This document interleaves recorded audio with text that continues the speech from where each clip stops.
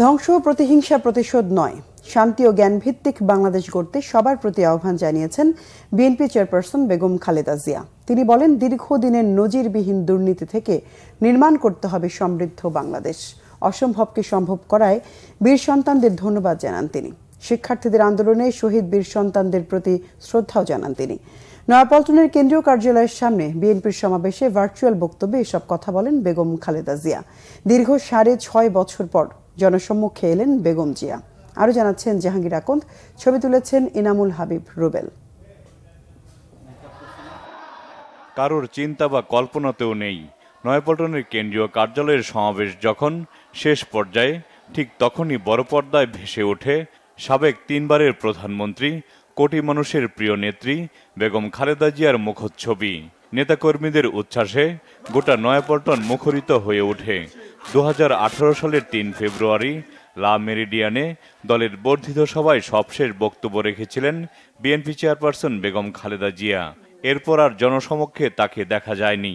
2018 সালের 8 ফেব্রুয়ারি কারাগারে যান বেগম জিয়া। 2 বছরের বেশি সময় কারাগারে কাটানোর পর করোনাকালীন সময়ে 2020 সালে 25 মার্চ নির্বাহী আদেশে মুক্তি পান বেগম খালেদা জিয়া। এরপর উন্নত চিকিৎসার জন্য জামিন নিয়ে বিদেশে যেতে চাইলেও তার জামিন মেলেনি।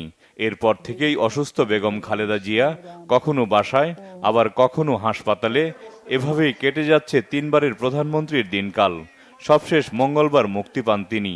বেগম জিয়া যখন হাসপাতাল থেকে অনলাইনে নয়াপল্টনে নেতাকর্মীদের উদ্দেশ্যে বক্তব্য শুরু করেন, তখন মুহুর্মুহ হাততালি আর অভিবাদনে সিক্ত হন তিনি। দীর্ঘ 6.5 বছর পর প্রিয় নেত্রীর বক্তব্য শুনতে পেয়ে উচ্ছ্বসিত নেতাকর্মীরা। বক্তব্যের শুরুতেই বেগম খালেদা জিয়া তার মুক্তির আন্দোলন সংগ্রামের জন্য সবাইকে ধন্যবাদ জানান। দীর্ঘদিন অসুস্থ থাকার পর আপনাদের সামনে কথা বলতে পারার জন্য আল্লাহর কাছে শুকরিয়া আদায় করছি। আমার কারাবন্দী অবস্থায় আপনারা আমার কারামুক্তি ও রোগ মুক্তির জন্য সংগ্রাম করেছেন, দোয়া করেছেন। সেজন্য আমি আপনাদের সকলকে ধন্যবাদ জানাচ্ছি। একই সাথে বৈষম্য বিরোধী ছাত্র আন্দোলনে বীরদের প্রতি শ্রদ্ধা জানান বিএনপি চেয়ারপারসন। দীর্ঘ আন্দোলন, সংগ্রাম ও ত্যাগের মধ্য দিয়ে আমরা ফ্যাসিবাদী অবৈধ সরকারের কাছ থেকে মুক্তি পেয়েছি।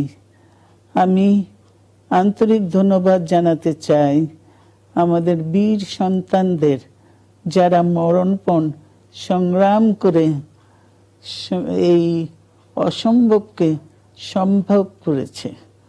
শত শত শহীদদের জানাই শ্রদ্ধা।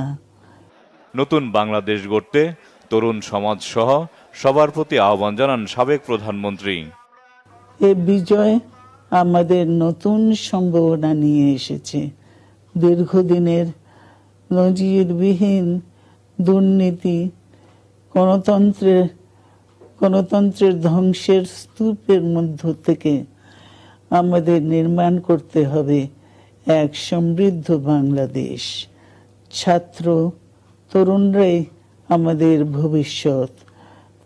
তরুণরা এই যে স্বপ্ন নিয়ে বুকের রক্ত ঢেলে দিয়েছে, সেই স্বপ্ন বাস্তবায়নে করতে মেধা, যোগ্যতা, জ্ঞান ভিত্তিক গণতান্ত্রিক বাংলাদেশ গড়ে তুলতে হবে।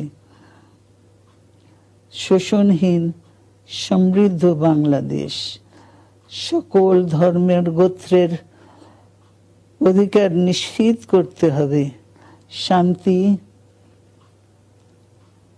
প্রগতি আর সাম্যের ভিত্তিতে আধুনিক বাংলাদেশ নির্মাণে আসুন আমরা তরুণদের হাত শক্তিশালী করি।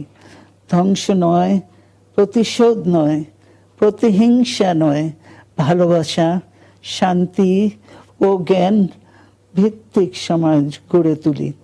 দেশের এই সংকটকালে সবাইকে ঐক্যবদ্ধ থাকার আহ্বান জানান বেগম খালেদা জিয়া। দীর্ঘ 16 বছর পর কোনো ধরনের বাধা বিপত্তি ছাড়াই নির্বিঘ্নে সমাবেশ করল বিএনপি। নেতাকর্মীরা বলছেন, ছাত্র জনতার আন্দোলনের মধ্য দিয়ে যে বিজয় অর্জিত হয়েছে তা ধরে রাখতে সবাইকে যার যার অবস্থান থেকে দায়িত্বশীল হতে হবে।